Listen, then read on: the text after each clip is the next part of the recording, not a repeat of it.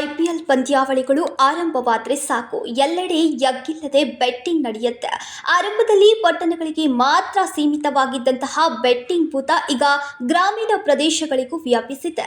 ಬೆಳಗಾವಿ ನಗರ ಸೇರಿದಂತೆ ಜಿಲ್ಲೆಯಲ್ಲಿ ಐಪಿಎಲ್ 18ನೆಯ ಆವೃತ್ತಿಯ ಬೆಟ್ಟಿಂಗ್ ಹಾವಳಿ ಜೋರಾಗಿ ನಡೆದಿದೆ. ರಾಷ್ಟ್ರೀಯ ಹೆದ್ದಾರಿ ಪಕ್ಕದಲ್ಲಿರುವ ಕೆಲ ದಾಬಾಗಳಲ್ಲಿ ಎಗ್ಗಿಲ್ಲದೆ ಬೆಟ್ಟಿಂಗ್ ನಡೀತಾ ಇದೆ. ಈ ದಂಧೆಯಲ್ಲಿ ಉದ್ಯೋಗಿಗಳು, ವರ್ತಕರು ಮಾತ್ರ ಅಲ್ಲದೆ ನಿರುದ್ಯೋಗಿ ಯುವಕರು ಹೆಚ್ಚಿನ ಪ್ರಮಾಣದಲ್ಲಿ ತೊಡಗಿಕೊಳ್ಳುತ್ತಿದ್ದಾರೆ ಎನ್ನುವ ಆಘಾತಕಾರಿ ವಿಷಯವೊಂದು ಬೆಳಕಿಗೆ ಬಂದಿದೆ. ಬೆಟ್ಟಿಂಗ್ ಭೂತ ಕಳೆದ 15ನೇ ಆವೃತ್ತಿಯ ಪಂದ್ಯಾವಳಿಗಳ ಮೇಲೆ ತಂಡದ ಆಟಗಾರರಿಂದಲೇ ಹೆಚ್ಚು ಬೆಟ್ಟಿಂಗ್ ನಡೆಸಿತು. ಈ ಬಾರಿಯೂ ಐಪಿಎಲ್ ಪಂದ್ಯಾವಳಿಗಳಲ್ಲಿ ಹಣದ ಹೊಳೆಯೇ ಹರಿತಾ ಇದೆ.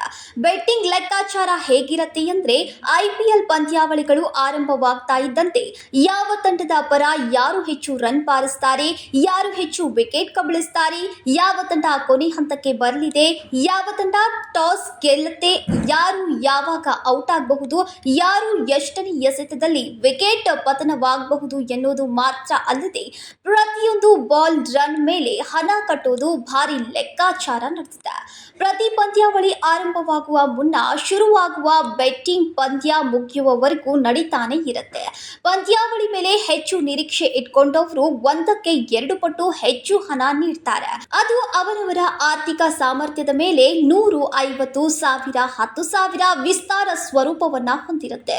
ಹಾಗೊಂದು ವೇಳೆ ಬೆಟ್ಟಿಂಗ್ ನಲ್ಲಿ ತನ್ನ ಎಲ್ಲವನ್ನ ಪಣಕ್ಕಿಟ್ಟು ದಿವಾಳಿಯಾದ್ರೆ ಅದು ಲೆಕ್ಕಕ್ಕಿರೋದಿಲ್ಲ. ಇದರಲ್ಲಿ ಗಳಿಕೆಯಷ್ಟೇ ಅಲ್ಲ, ಹಾನಿಯ ಬಹುಪಾಲು ಸಾಧ್ಯತೆಗಳಿವೆ. ಹಳ್ಳಿಗಳಿಗೂ ಬಂದ ಬುಕ್ಕಿಗಳು. ಹೌದು, ಗ್ರಾಮೀಣ ಪ್ರದೇಶಗಳಿಗೆ ಆಗಮಿಸಿರುವ ಬುಕ್ಕಿಗಳು ಎಲ್ಲಿರುವ ಸ್ನೇಹಿತರು ಹಾಗೂ ಮಧ್ಯವರ್ತಿಗಳ ಮೂಲಕ ವ್ಯವಹಾರವನ್ನ ನಡೆಸ್ತಾರೆ. ಮಧ್ಯವರ್ತಿಗಳಿಗೆ ₹1,000ಗಳಿಗೆ ₹100 ಕಮಿಷನ್ ನೀಡಿ ಬೆಟ್ಟಿಂಗ್ ದಂಧೆ ಸರಾಗವಾಗಿ ನಡೆಸಲಾಗುತ್ತೆ. ಹಳ್ಳಿ ನಗರ ಪ್ರದೇಶಗಳಲ್ಲಿ ಸಂಜೆಯಾಗ್ತಾ ಇದ್ದಂತೆ ಬೆಟ್ಟಿಂಗ್ ಹಾವಳಿ ಹೆಚ್ಚಾಗುತ್ತೆ.